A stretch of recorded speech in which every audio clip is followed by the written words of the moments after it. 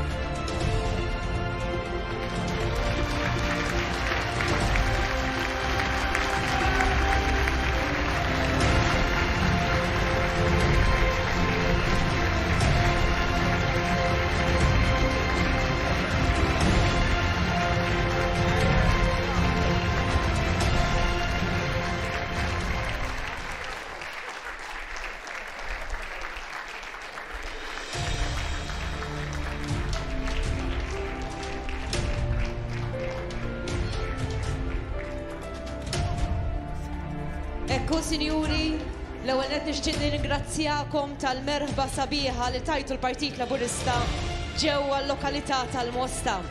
Inselmu lilkom kollha preżenti kif ukoll inselmu daw kollha din isegwuna fuq l-istazzjonijiet One u l daw kollha li qed isegwuna permezz tal-mezzi soċjali tal-Partit Laburista. Qabel ma nagħtu bidu għal din l-attività tajjeb li nsellmu b'mod partikolari il-kandidati tal-11 il-distrett li qegħdin magħna illejla. Tony Agius de Celis, Romilda Baldacchino Zarp, Miriam Dalli, Michael Farrugia u Alex Muscat. Intant nibda din il-laqa politika billi nistieden għall-ewwel diskors segretarju parlamentari Stefan Zrinzo Azzopardi.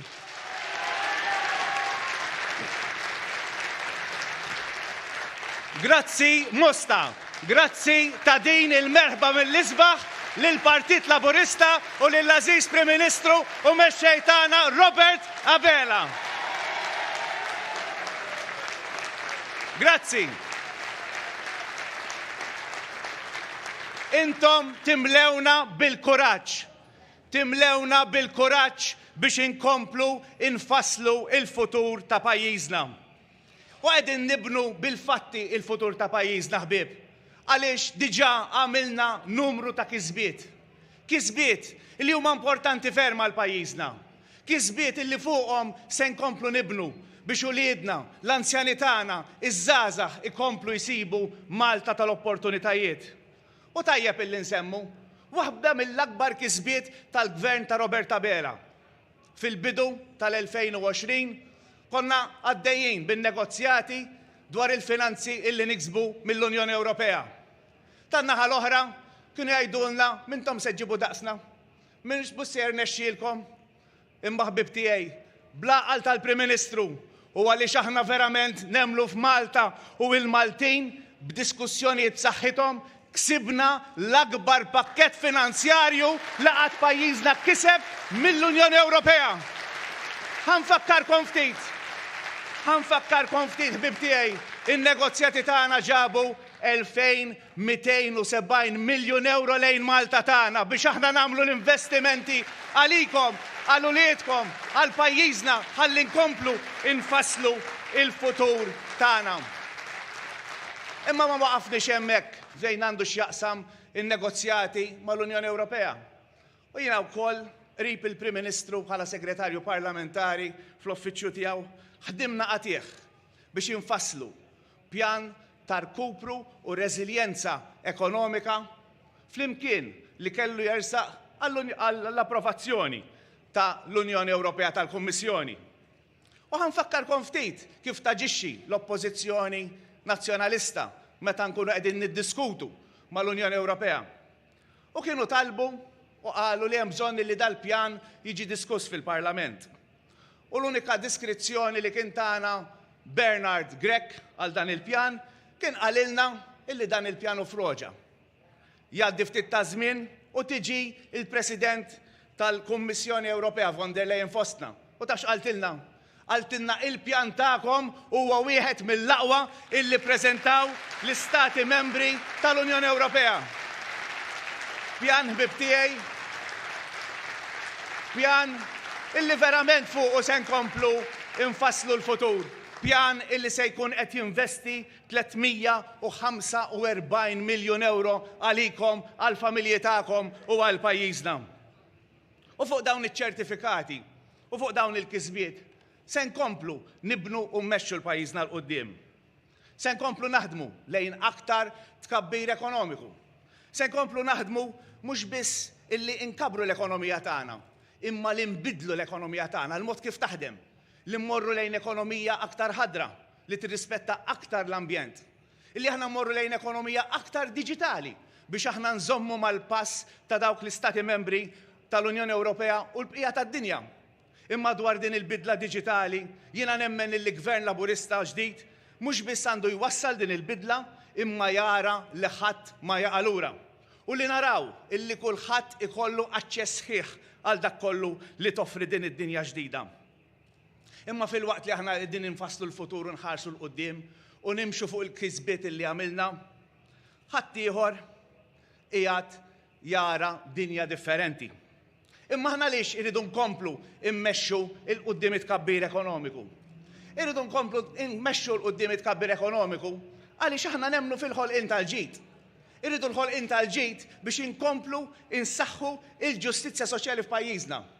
Ħbib tiegħi, jekk tħarsu lura kif kien jaħdem gvern nazzjonalista u l-mod kif qegħdin naħdmu aħna, toħroġ differenza li nixbora fi ftit kliem.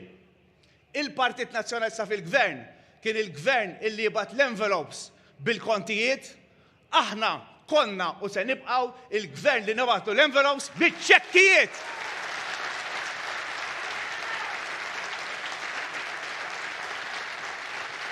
U allura ħbieb, tajjeb, illi nħarsu wkoll x'qiegħda tgħid in-naħa l-oħra.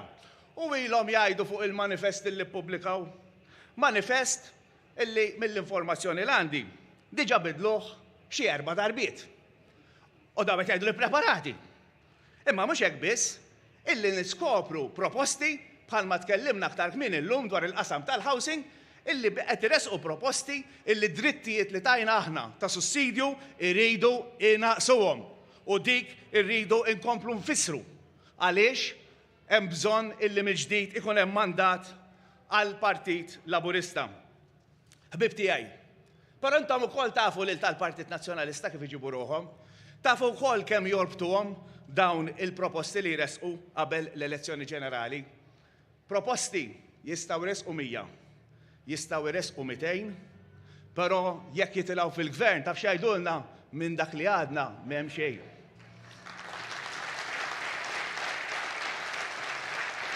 Ħbib tiegħi, qudiemna għandna data importanti. Għandna data illi fiha se nagħmlu għażla importanti ferm. Għażla jekk irridux immorru lura jew inkomplu nimxu l qudiem. U allura ħbib tiegħi, dan l-appell li nagħmlilkom illejla. Fis-26 ta' Marzu, bil-vot tagħna, bil-vot tal-familji tagħna, bil-vot ta' dawk kollha nafu, irridu nibagħtu messaġġ. Messaġġ fejn ngħidu grazzi lill-Prim Ministru ta' tmexxija li tiegħek. Grazzi tal-li kont inti li mexxejtna l-qudiem fi żmien ta' sfida. Ngħidulu grazzi lill-Prim Ministru bil-vot tagħna illi għamel għażliet illi jgħin lin-nies, illi ma jaqtax qalb lin-nies. Aħna ngħidulu grazzi fis-26 ta' Marzu lill-Prim Ministru Robert Abela illi kien il-Prim Ministru favur il-ħolqien tax-xogħol, illi kien dejjem favur għażliet illi jkollna aktar ġustizzja soċjali. U għalhekk ħbib tiegħi, flimkien fis-26 ta' Marzu il-koll għalenija se nkunu qegħdin nivvutaw biex inkomplu immexxu l-Malta l-qudiem, inkomplu din it-triq illi bnejna, inkomplu neħdmu fuq il-kisbiet, inkomplu nkabbru l-ekonomija ta' pajjiżna, inkomplu nagħtu futur liż-żgħażagħ, lit-tfal, inkomplu wara tmexxija ta' Robert Abela biex iva nibnu il-futur ta' Malta flimkien. Nirringrazzjakom. Grazzi, il-Segretarju Parlamentari Stefan Zrinzot Soppardi. U fil-fatt, issa nistieden sabiex nisimgħu id-diskors tal-Ministru Ian Borsch.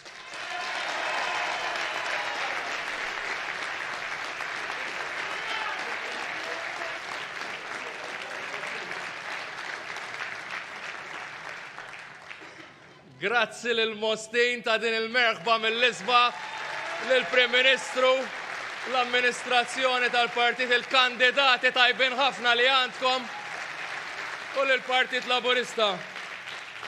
Ħbieb, dawn kienu sentejn diffiċli ħafna. Ma kienux sentejn li bil-pandemija li esperjenzat id-dinja jistgħu jiġu konsidrati bħala sentejn normali. U dawn kienu l-ewwel sentejn ukoll tal-Prim Ministru Robert Abela.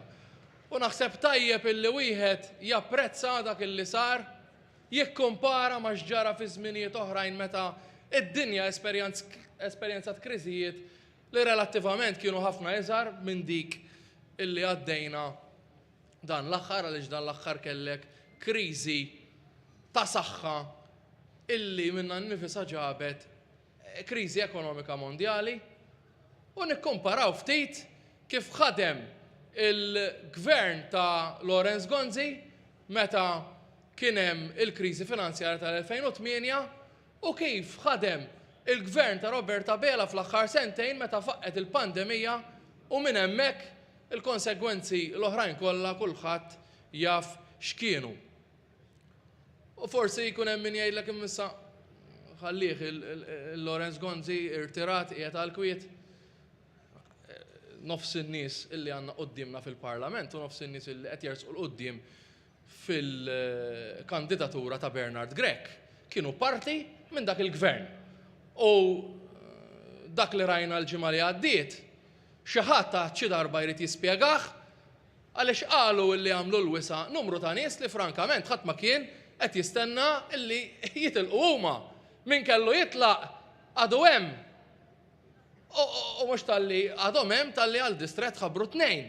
U allura dak illi ġara fl-2008 sal-2013 għadu ħafna relevanti għal dak illi jista' jiġri wara 26 ta' Marzu għax il-gvern ta' Lorenz Gonzi jista' jerġa' jispiċċa fil-gvern kemm il-darba aħna ma nagħmlux id-dover tagħna. U kif imxejna aħna għal kontrarju ta' ħaddieħor? Kif mexa l-Prim Ministru Roberta Bela għal kontrarju ta' Prim Ministru Nazzjonalist fi żmien ta' kriżi ħafna eżgħar? Aħna għażilna illi ninvestu fin-nies, illi ninvestu fil-komunitajiet biex meta tgħaddi il-pandemija kwa saħħa ikun hemm irkupru ekonomiku iktar spedit. U dan qed tgħidu l-Kummissjoni Ewropea, mhux qed jgħidu il-Partit Laburista.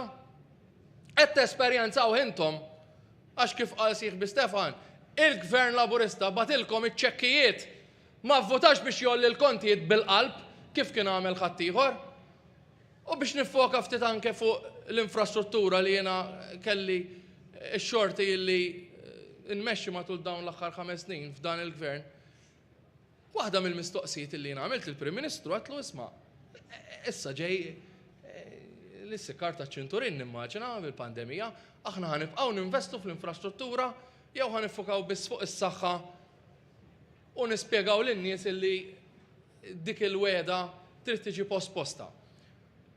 U r-risposta tal-Prim Ministru kienet ċara, rridu nkomplu ninvestu fil-komunitajiet, ninvestu f'infrastruttura aħjar għaliex dak li wieħed il-Partit Laburista irid iżommu. U hekk għamilna. U jiena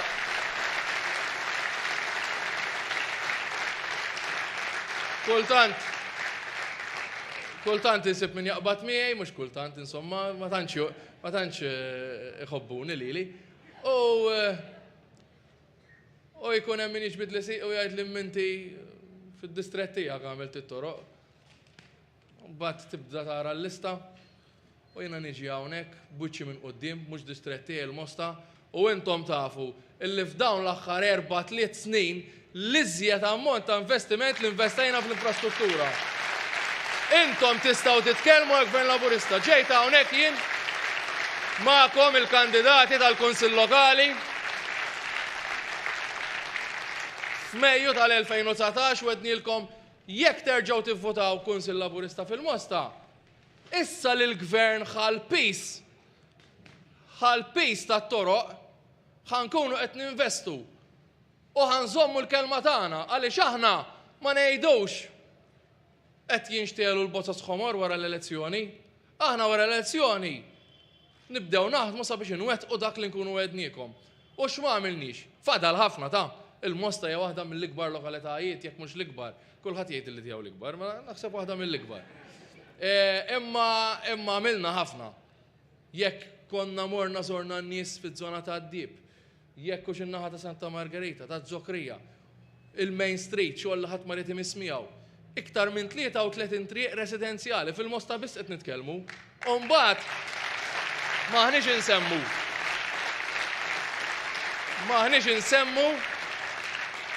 insemmu dawk arterjali, jekk hux in-naħa ta' Turumblat, jekk hux in-naħa ta' Boqana, u nista' nibqa' nsemmi. L-investiment li qed nagħmlu f'infrastruttura ħadra fiċin tagħkom hawnhekk f'Taqali. L-ikbar investiment il-Park Nazzjonali ta' Taqali u kif qal il-Prim Ministru issa rridu li dak isir f'kull belt u f'kull raħal. U allura intom tafu id-differenza ta' partit li kull darba li kien fil-gvern investa fin-nies u fil-komunitajiet u ħadem sabiex iwettaq dak li jkun wieħed u ħaddieħor illi joħroġ jiġri pubblika il-wedijiet tiegħu ma jafhomx, irid ifittex fuq il-mobile qal.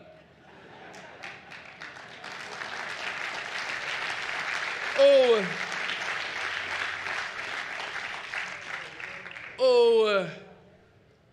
jipprova idaħħaq kultant. Għax huma x'qed iwedu. Huma qed iwedu li għal problema u l-isfidiet fuq it-toroq u t-traffiku jerġgħu jintroduċu il-bandy buses. Tawa isem modern, trackless train, ma nafx xi ħaġa. Dawn huma il-bandy buses li konna drajna narawhom jeħlu fit-toroq dojo. Immaġinawhom jerġgħu jgħaddu bihom minn hawnhekk minn ġol Mosta, intom kellkom esperjenzi ukoll. U t-tieni wegħda għalilna irid joħloq l-ODZ. Naqbdu l-kwartieri Laburista qal u nwaqgħu. Aħrab lemmu ma ngħidlekx tagħmel għax ħassib il-Laburisti hemmhekk sabiex jipproteġu dritt l-assoċjazzjoni politika u dik hija d-dar tagħna l-Laburisti. Ma ngħidulekx tagħmel. U għamlilna pjaċir. Laqqas bċajta le tgħidix. Laqqas bċajta tgħidix fuq id-dar tagħna. Għamlilna pjaċir. Ħadd ma daħaqlek, mhux affarijiet denji ta' min irid għada pitada jmexxi il-Maltin u l-Awċin kollha inkut il-Laburisti. Le, ma tixraqlekx. U jiena ndur issa fuq il-Laburisti, ndur fuq il-Laburisti.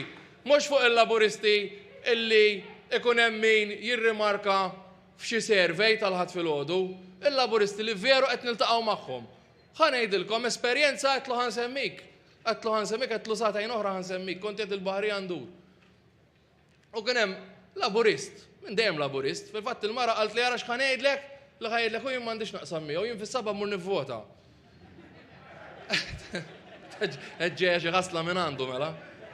U għallina għallum pensjonant, għalli issa ma tistgħux tirranġawli, għallina pretendejt promotion fl-aħħar snin tiegħi ħabba l-pensjoni, għallu jien mhux ħan nivvota. Għalli tfal u l-mara mhux ħanqod nindaħlilhom, għalli imma jien mhux se nivvota. Imma qabel taf x'kien qalli kemm ħadem biex jinbena l-gazin, kemm ta' donations biex jinbena l-kwartieri fid-disejnijiet. U jiena ngħidlu għax naf li qed jismani. Taħseb illi billi tħalli lil Bernard Grek jirbaħ il-gvern billi ma tivvotax l-inġustizzja tiegħek ħadd issewwa? Mhux aħjar allura nużaw dan il-ħin li fadlilna u titkellmu magħna, il-Prim Ministru kull fejn imur jeħel. Jeħel kulħadd irid ikellmu u hu qiegħed hemm jisma' kulħadd jitkellem ma' kulħadd. Kull kandidat fid-distrett, fit-toroq, fil-pjazzett hemm qegħdin aħna u minn m'għandu il-ħadd illi forsi jista' jafda jinżel kwartieri hemm it-tim u d-diversi entitajiet illi jisimgħu l-ilmenti tagħkom. Imma li ma tmorrux tivvotaw mhijiex soluzzjoni. Irid jaqlebilna l-kwartieri, Alla ħares ikun Prim Ministru, Alla ħares imexxu l-pajjiż huma. U mela ejja ma neħduhiex for granted l-aħwa, għax nistgħu nitilfu anke dak li bnejna matul dawn id-9 snin. Ejja ma noqogħdux nitkellmu b'kemm ħanirbħu. Naqtawh d-diskors. L-elezzjoni fis-26 ta' Marzu, l-elezzjoni tibda xejn b'xejn, u min irid il-Partit Laburista u min irid ir-Robert Abela Prim Ministru irid jaqdi d-dover tiegħu u jmur jivvota. U biex intom tgħinu lill-partit, għax intom qegħdin hawnhekk konvinti, intom tridu tmorru, taħsbu f'min fatal nikkonvinċu, tkellmu intom, jekk ma teslux kellmu lilna, jekk ma naslux ikellmu l-mexxej tagħna nnifsu u nikkonvinċu lin-nies. Għaliex l-elezzjoni din id-darba iżjed minn qabel tintrebaħ b'min se joħroġ li iżjed nies jivvotaw. U aħna iva nistgħu noħorġu li iżjed nies jivvotaw għaliex għandna track record pożittiv, għaliex għandna l-aqwa programm, għaliex għandna l-aqwa team, għaliex għandna l-aqwa mexxej u għaliex aħna biss nistgħu nagħtu Malta flimkien futur sabiħ. Grazzi kulħadd. Grazzi kbira dak kien il-Ministru Ian Borch. Unsejja issa sabiex nisimgħu id-diskors tal-Prim Ministru u l-mexxej tal-Partit Laburista Robert Abela.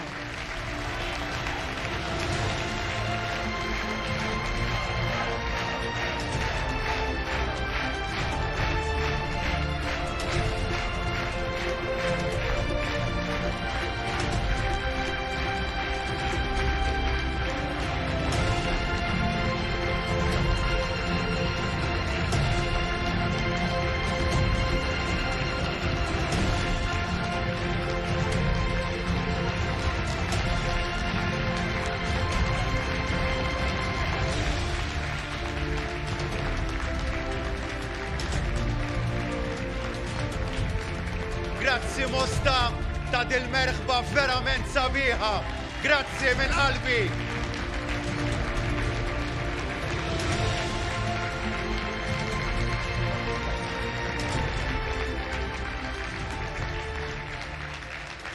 X'ma nkunx fiduċjuż li Malta flimkien il-futur sabiħ.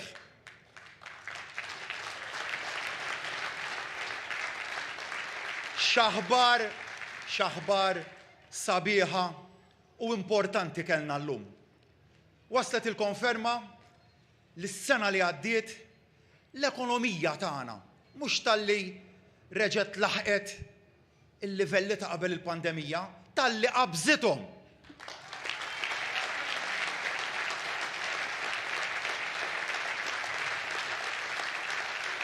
U fl-aħbarijiet smajna ċifri, kulħadd jisma' ċifri. Kellna 9.4% tkabbir tal-prodott domestiku gross. Diskors tekniku vera. Iżda da ċifri huma l-aqwa konferma ta' kif il-pjan tagħna l-futur u mibni fuq is-sod. Xieda ta' kemm dak li qed nipproponu nistgħu inwettquh. Inwettquh, ħbib tiegħi, għax għandna il-kredibilità politika u ekonomika. Fuq kollox, se nwettquh għaliex flimkien magħkom żammejna b'saħħtu lil dan il-pajjiż. L-ekonomija tibqa' dejjem il-bażi ta' kollox. Jekk irridu noħolqu l-ġid, jekk irridu nqasmu l-ġid, irridu noħolquh. Għaddew l-ewwel ftit jiem tal-kampanja elettorali kemm ipproponejna miżuri soċjali f'daljiem fl-ewwel jiem tal-kampanja elettorali u kemm kellna rispons pożittiv għalihom. Iżda da jsiru biss realtà jekk ikollok fuq it-tmun tal-pajjiż tmexxija ekonomika li hija soda u b'saħħitha. Tafu, kollha kemm intom tafu, min huma n-nies li flimkien miegħi huma fdati biex imexxu l-finanzi u l-ekonomija tal-pajjiż. Fassalna u wettaqna mbagħad l-iktar skemi ambizzjużi u f'pandemija dan qed nitkellmu u dal-iskemi waħda wara waħda tawna riżultati. U tawna riżultati li minkejja l-isfidi kollha li ffaċċajna qelibna sfida wara sfida.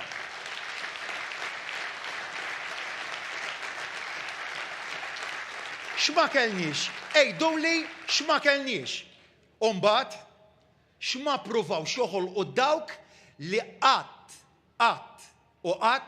ma setgħu jaċċettaw l-għażla sovrana tal-poplu tagħkom. M'hemmx xi ngħidu, kemm kienet ukoll ta' sfida mbagħad il-pandemija.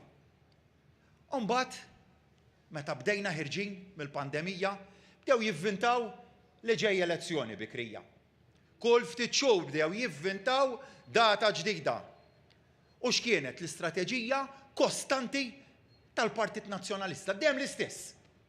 Dejjem l-istess. Iġġamja l-ekonomija ħatwaqqaf il-gvern u twaqqaf il-pajjiż. U mbagħad ftakru kemm iċċelebraw meta ffaċċjajna l-isfida tal-fetif. Sfida li wkoll qed naħdmu biex nelbuha b'suċċess wara l-għamilna bidliet kbar fit-test tal-manival fejn morna tajjeb u tajjeb ħafna. U bqajna nagħmlu l-bidliet ukoll. Dakinhar ftakru. meta ingħalaq il-proċess tal-fetif. Kemm ferħu li l-investiment se jitlaq mill-pajjiż. Beżżaw li s-settur tas-servizzi finanzjarji kien se jikrolla, li kien se jaqla daqqa kbira qalulna. Qalulna li s-servizzi, anzi s-settur tal-gaming kien ġabeda jżarma. Ftakruhom daw. Ftit ta' xurilu biss. Ma ddiet ġurnata waħda li ma bdewx isemmu listi ma nafx kemm kuluri. U l-lista s-sewda semmew, u l-lista l-griża, u l-lista l-bajda. Ħaġa waħda ma kienux qed jaraw iżda ħbib tiegħi. Il-kuluri abjad u aħmar.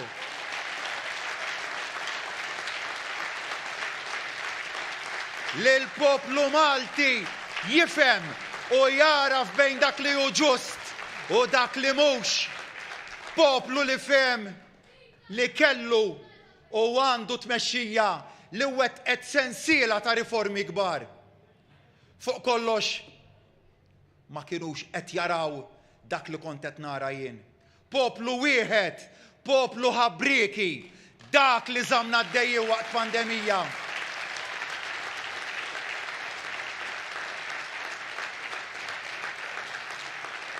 U x-xhur għaddew ukoll u minflok telqu l-kumpaniji ġew aktar.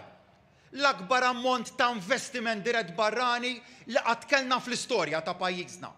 U minflok għala il-gaming u s-settur tas-servizzi finanzjarji kif xtaq ħaddieħor fetħu aktar. L-akbar ammont ta' kumpaniji u ħaddiema f'da s-setturi fl-istorja sħiħa ta' pajjiżna.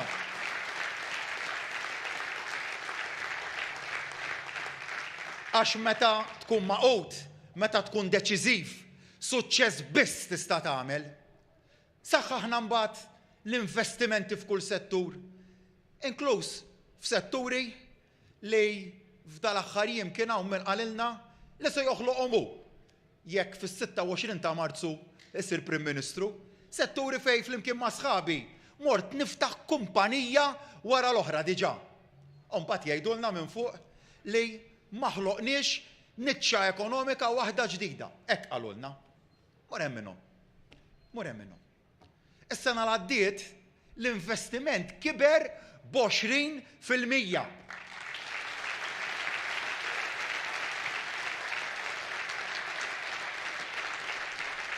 Mbagħad x'għamlu, ħankompli nfakkarkom x'għamlu iżjed. Meta raw li kellna sajf tajjeb. U bdejna il-preparamenti għal-budget, reġgħu bdew tal-establishment. U reġgħu bdew jippruvaw joħolqu l-inċertezza. X'qalulna? Reġgħu bdew bid-diskors tal-elezzjoni ġenerali u ftakru kemm qalulna bis-27 ta' Novembru u s-27 ta' Novembru qalu wkoll li l-budget mhux se jsir għall-ewwel. U meta sar qalu li mhux se nimplementawh. Dejjem bl-istess san li l-ekonomija tagħna jiġġamja u jeħel il-pajjiż. Li tonqos il-fiduċja fin-negozji. Imma reġgħu ma rnexxilhomx. U biex x'qaltilna l-Kummissjoni Ewropea?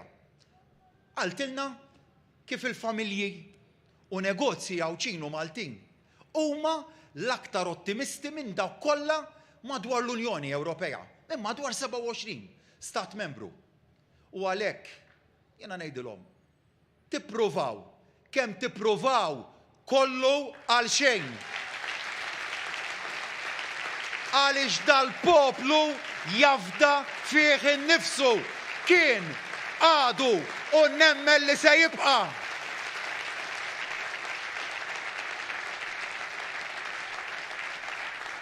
Flimkien kollha kemm aħna ħdimna biex ġibna l-vaċċin. U mbagħad ġibna l-booster ukoll. Konna fost tal-ewwel. Għax hekk ukoll u rejna kif konna fost l-aktar popli jaqlin fl-Ewropa kollha.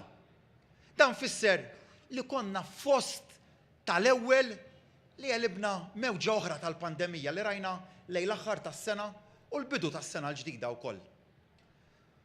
U għamilnieh dan b'mod li kemm jista' jkun ħallejna l-pajjiż għaddej. U għalhekk illum nistgħu aħna nitkellmu dwar kemm kiber il-valur tal-ekonomija tagħna. Dak li ħadaqqa bil-pandemija. Irkuprajna minnu u rkuprajna minnu bis-saħħa. Ir-riżultati huma dawk li rawna għal 20 xahar konsekuttiv innaqsu l-qatt. F'pandemija tafu kemm irnexxielna innaqsu l-qatt b'terz. F'jannar ta' dis-sena, il-qatt niżel għal livelli rekord. U komplejna naqsu fuqu fi frar biex illum għandna l-anqas rata ta' qatt fl-istorja ta' pajjiżna.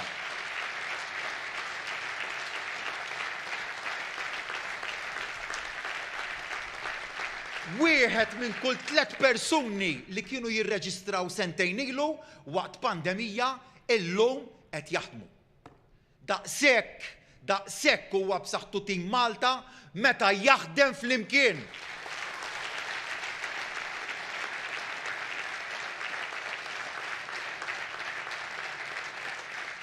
U fil-waqt li konna għaddejjin b'dan kollu, konna mbagħad qed naħdmu biex nerġgħu inkabru l-ekonomija. Fl-2019 qabel ġiet il-pandemija fuqna kellna ekonomija b'saħħitha ħafna. Ħafna kienu jħossu iva li imxew il-qudiem. Mbagħad ġiet il-pandemija. U meta ġiet il-pandemija kienu qalulna u anke l-esperti hawn kienu qalulna tridu minn 3 għal 4 snin biex tiġi lura kif kienet. U bdew għaddejjin ix-xhur, u mbagħad bdew jirrevedu il-qudiem l-irkupru. Ġie mument fejn qalulna mbagħad li konna se mmorru lura l kif konna fl-2019 fl-2023, jiġifieri is-sena d-dieħla. Iżda, meta kellna dak id-tbassir jien it-tim tiegħi kont ċar ħafna miegħu. Ara ma nieqfux naħdmu, ara ma nikkuntentawx b'dal-miri.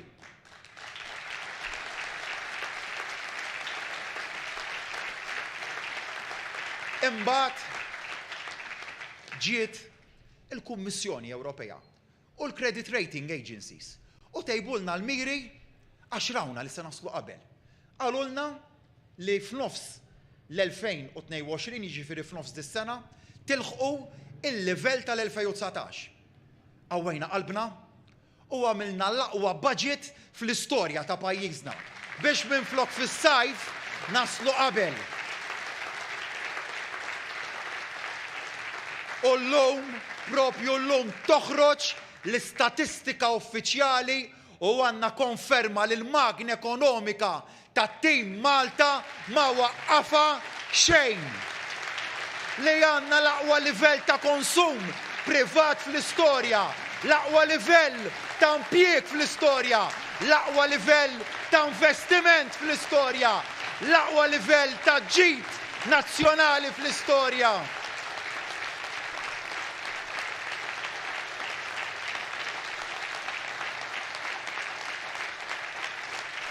Is-sena l għaddiet l-ekonomija laħqet livell ta' 14 biljun euro u nofs. 9 biljun euro aktar milli kienet qabel il-pandemija. Il-ġid nazzjonali kiber b'9% fil-waqt li l-investiment kiber b'19%. Dan ifisser aktar dħul tal-ħaddiema, aktar qlieħ tan-negozji. U mhux ta' b'xejn qedtilkom li mir-rebbija li ġejja rridu nkunu ffokati biss fuq il-ġejjieni. Għax naf, għax konvint illi l-pedamenti sodi.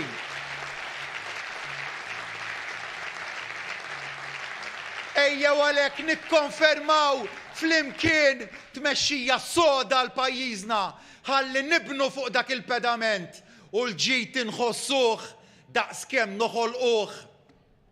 Nemmen illi dak li ksibna flimkien minkejja dal-maltemp ikraħ li kellna mhux se jkun xejn quddiem dak illi se niksbu flimkien fis-snin li ġejjin.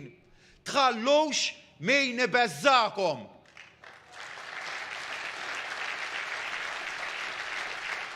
Qalulna, anzi x'ma qalulniex, qalulna se jola d-dawl, qalulna se jola l-fuel, għaliex ola l-prezz taż-żejt u vera.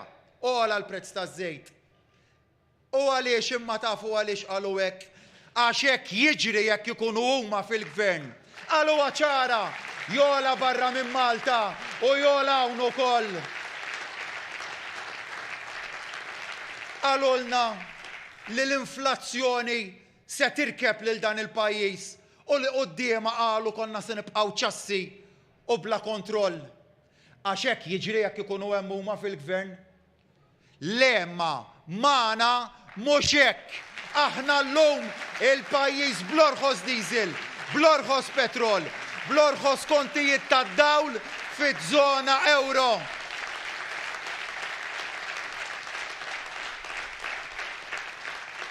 Aħna fej fil-budget ednilkom li se nagħtukom ċekkijiet ta' 24 miljun euro minn flok qassamna ċekkijiet ta' 70 miljun euro. Magħna taf fej qiegħed.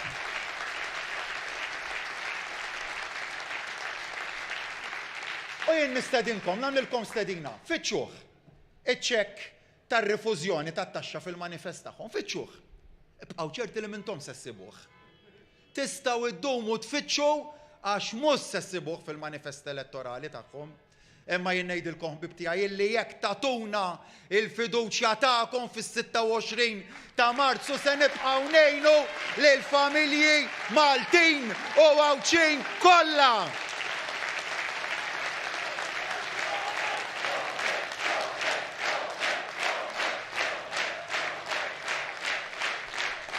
Il-Kummissjoni Ewropea qaltilna diġà se nkunu bl-aqwa ekonomija fl-Ewropa, bl-akbar tkabbir minn fost is-27 stat membru tal-Unjoni Ewropea. Aħseb wara kemm se nikbru iżjed jekk intom tagħtuna il-fiduċja tagħkom.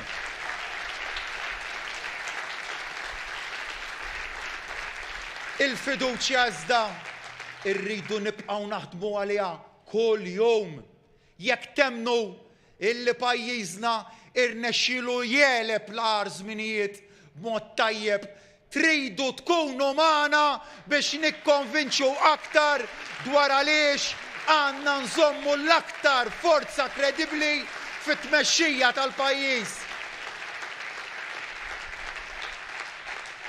U aħna il-fiduċja irriduha biss biex inwettqu il-programm ambizzjuż tagħna u għal xejn aktar. Biex nagħmlu realtà il-programm ta' Malta flimkien. Li l-istudenti tagħna jieħdu 15% żieda fl-istipendju tagħhom. Li kull min irid isib ġenitur isib appoġġ sħiħ mingħand il-gvern.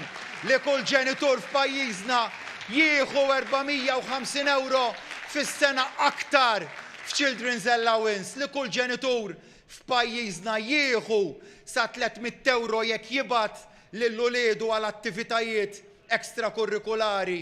Li kull familja f'pajjiżna li uliedhom ikomplu jistudjaw wara l-età obbligatorja jieħdu 1500 euro appoġġ mingħand il-gvern. Li kull tifel u tifla malli jibda sekondarja ikollu laptop u tablet. Li kull tifel u tifla minn familji bidħul baxx ikollu kull sena uniformi ġdida u internet id-dar b'xejn. Li nwettqu l-programm ta' 700 miljun euro fi proġetti ambjentali ta' spazji ġodda miftuħa.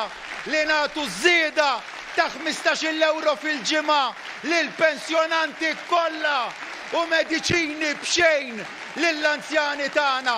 Li naqsu 300 euro taxxa lill-ħaddiema u self-employed kollha. Li nagħtu qotja ta' 10,000 euro lill-first time buyers kollha. Li n-negozji tagħna jiffrankaw sa 25,000 euro taxxa fis-sena. Dan huwa l-futur tagħkom Għawċin u Maltin. Dan u ħafna aktar li għadna rridu nitkellmu fuqu u nispjegaw fil-jiem li ġejjin. Minn mit-tideja żviluppajna 1000 proposta, 1000 ħsieb li waslu minn għandkom. Li jekk tatuni l-fiduċja tagħkom fis-26 ta' Marzu nibdluhom f'1000 kisba ġdida. bħalma kont it-tarka ta'kom fi żmien il-maltemp jillest li jekk tatuni il-fiduċja ta'kom immexxi lil dan il-pajjiż fi żmien li ġej, żmien eċitanti, żmien fejn l-isfidi li ltqajna magħhom nużawhom bħala l-opportunità biex inġeddu fejn hemm bżonn u nsaħħu t-tajjeb għal Għawdex u Malta isbaħ, għal Għawdex u Malta aktar ugwali, għal Għawdex u Malta aktar ħinja u bi prosperità ġdida. Malta flimkien il-futur sabiħ. Grazzi kbira. Dak kien il-Prim Ministru u l-mexxej tal-Partit Laburista Robert Abela. Sinjuri, nixtieq nħeġġiġkom tingħaqdu magħna għada għal Q&A mal-Prim Ministru u l-mexxej tal-Partit Laburista Robert Abela f'Santa Luċija fis-6:30 ta' filgħaxija, kif ukoll infakrukom biex tibbukjaw għal-Rally Team Malta bis-sem tal-Prim Ministru u mexxej tal-Partit Laburista il-ħadd li ġej 6 ta' Marzu fil-Padiljun Sportiv ta' Kordin fit-3 ta' wara nofsinhar. Grazzi tal-li kontu magħna, nsellmulkom kumplament tal-lejla l-tajba l-kulħadd. Grazzi.